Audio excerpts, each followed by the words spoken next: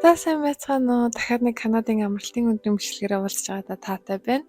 Намайг Мина гэдэг. Би Канадын Ванкувер хотод ажиллаж амьдардаг жирийн монгол охин байна.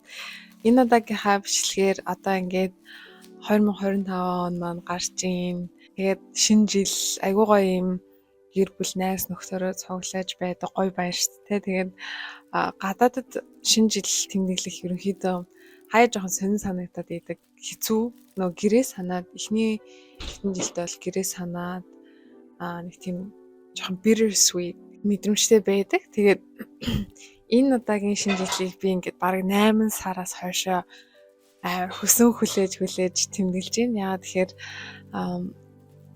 энэ жилийн шинэ жилээр би ерөнхийдөө ингээд гоё таньдаг мэддэг гэсэн хүмүүсээ ингээд жижигэн гэсэн гэртээ ингээд цөөхнөр нь цуглуулад хамтдаа гоё хөвгөлтөөд тоглоод хоолунд идээд гоё юм яриад заалчгүй яхаа гэр бүлийнхэн маань байхгүй ч гэсэндээ тий.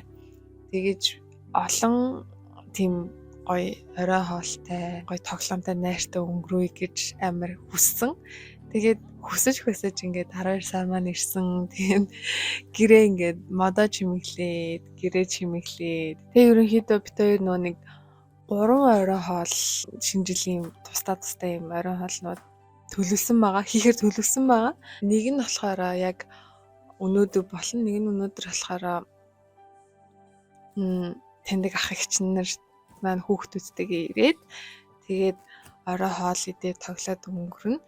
Тэгээд дараа нь болохоор 25-нд энд байдаг 10 жилийн хүүхдүүд, 10 жил сурдаг хүүхдүүд, бас оюутан хүүхдүүд гээд таньдаг бас нэг 8-9 хүүхдүүд байгаа. Тэднийгээ дуудаад гоё тоглоод хороо идээд тэгээд үнжий гэж бас бодож ийн өдөржингөө.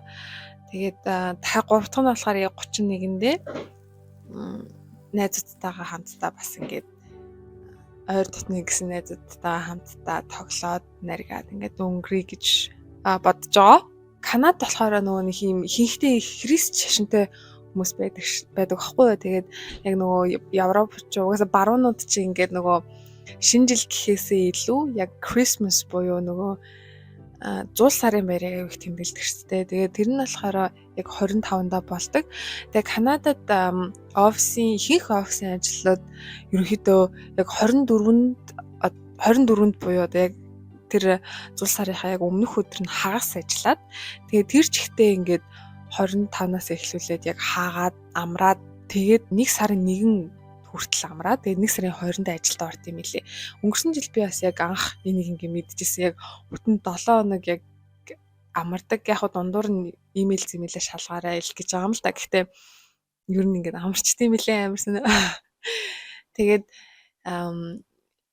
шинэ жил гэхээсээ илүү энэ 100 сарынхаа баярт нэлээ их ач холбогдол өгч гэр бүлэрээ тэмдэглэж би биндээ бэлэг өгч тэгж тэмдэглэдэг. Тэгэхээр энэ жил 100 сарынхаа баярыг бид нэр Иесус Христ шүтдэггүй ч гэлээ те усан бол ясын дагна гэдэг шиг амарсан өдрөөр нь амраал баярсан өдрөөр нь баярлал гэл явж байгаа. Тэгээд оройн хоолнууд маань хэр болж гэнэ үү? Бас ямар гоё тоглоомнууд байна уу?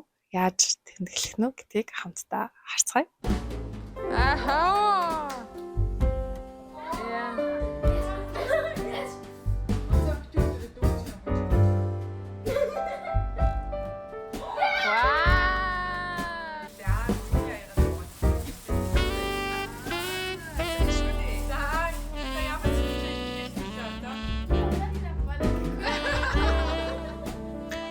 За 2024 оны маань шинэ жилийн орой төлөвлөгдсөн шинэ жилийн орой хоолны маань 2 дахь орой хоол болох гэж байна. Энэ удаад ирэх зочид маань болохоор энд сурдаг 10 жилийн хүүхдүүд, дөнгөж ирсэн хүүхэд ер нь тийм залуухан хүүхдүүд ирсэн байгаа. Ерөөсөө ийм болсон мэт юм. Манай Ванкуверт зөвхөн тийм шиг Канада аяараа ах тийм бах гэж би бодож байна. Яг ийм сурах цолилцоо гэж байдаг шүү дээ. Би өөрөө бас 10 жилдээ 11 дэх ангитай сурах цолилцоогоор Америк руу явж байсан байхгүй юу. Тэрэн шиг яг Канадад бас ингээд 11 дэх ангитай 12 дахь ангитай сурах цолилцоогоор сурагч болоод энтхийн сурагч болоод ирдэг болсон мэлээ. Зөндөө хүүхдүүд ирдэг болсон мэлээ. Тэгээд яг бид хоёрын мэдхгүй зөндөө олон хүүхдүүд байгаа бах. Гэхдээ яг ойр тойрноос мэдж байгаа гэсэн нэг 7-8 хүүхд байгаа. Тэр хүүхдүүдэд цуглуулад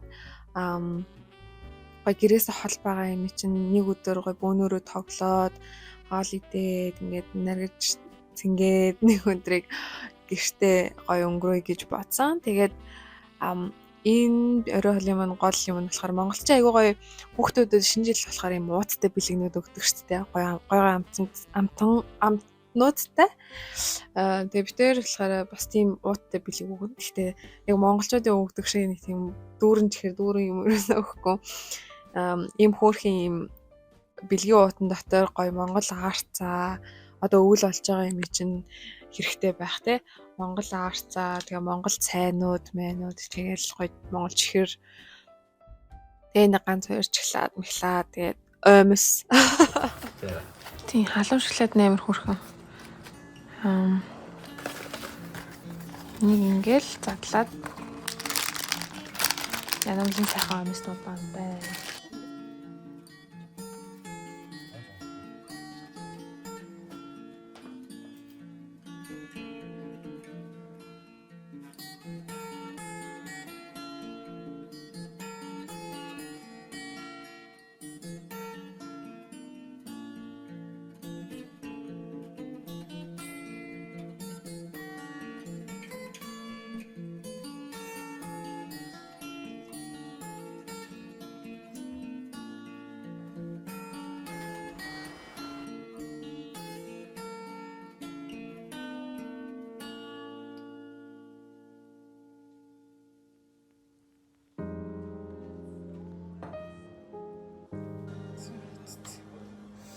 Амар шулгартай юм шүү дээ.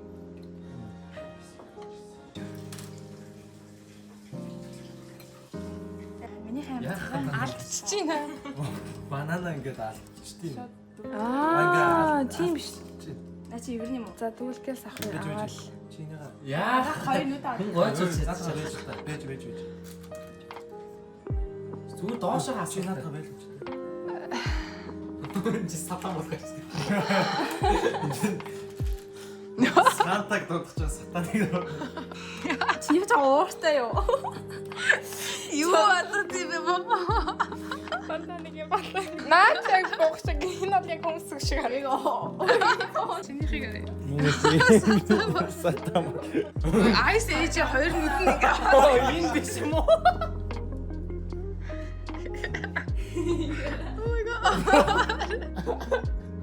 Oh my god. Надад чи юу? Чи бас надад чи шүн харуул өгцөө айхаар зүйлээ. Авцаа. Амар дуртай. Хайлаа өнөө та нарыг дуудаж юм хэлэх байсан би шүү дээ.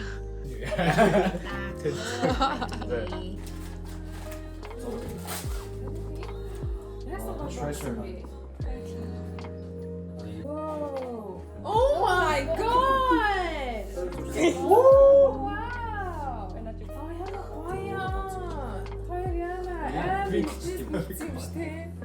Арчи сарын өмнөөс 11 сар би танаас зураг вирмийн талаар асуугаад байсан шүү дээ.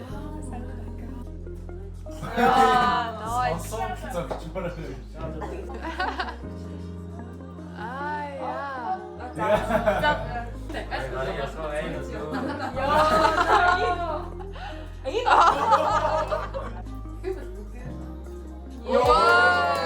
Оо ямар амар техниктэй юм бэ?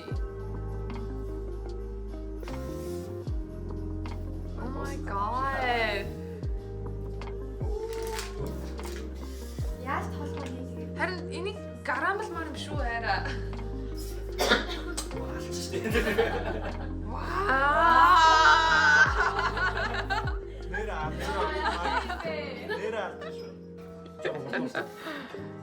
Ахта урдуул хийх дуудаа юу. Яа цаг баг болцоо. Одоо яа. Оо. Вау. Орой гусан.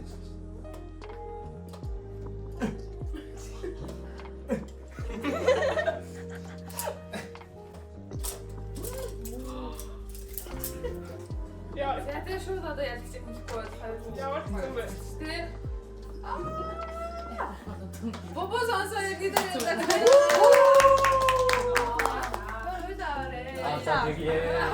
Тэгээ. Нашаарч.